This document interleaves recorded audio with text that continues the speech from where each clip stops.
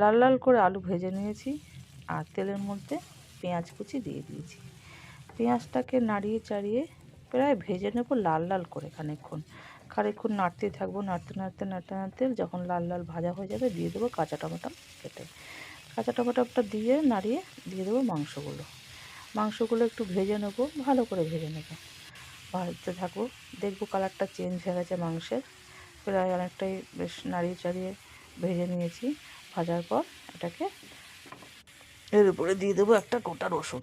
তারপরে একে একে আদা বাটা, জিরে বাটা, লঙ্কা বাটা আর দিয়ে দেবো সব, হলুদ, নুন, টমেটো দিয়ে একটু জল দিয়ে কষাতে থাকবো। আগে আমরা মাংস খেতাম প্রায় 1 মাস পর, 1.5 মাস পর। কখনো বাড়িতে যদি কোনো অনুষ্ঠান হতো তখন খেতাম, কি জামাই ষষ্ঠী হতো তখন খেতাম, কি পুজো পার্বণেই খেতাম। এখন আমাদের সপ্তাহে সপ্তাহে মাংস খাওয়ার নিয়ম চলে এসেছে। আজকে রোববার, বাড়িতে আছো, মাংস রান্না করি। আজকে মেয়ের স্কুল ছুটি আছে, মাংস রান্না করি। আজকে এই অকেশন আছে, মাংস রান্না করি।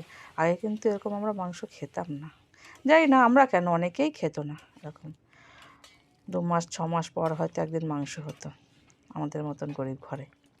এখন সবার ঘরেই মাংস হয়, সপ্তাহে 1 দিন কেন, সপ্তাহে 2-3 দিনও হয়ে যায়।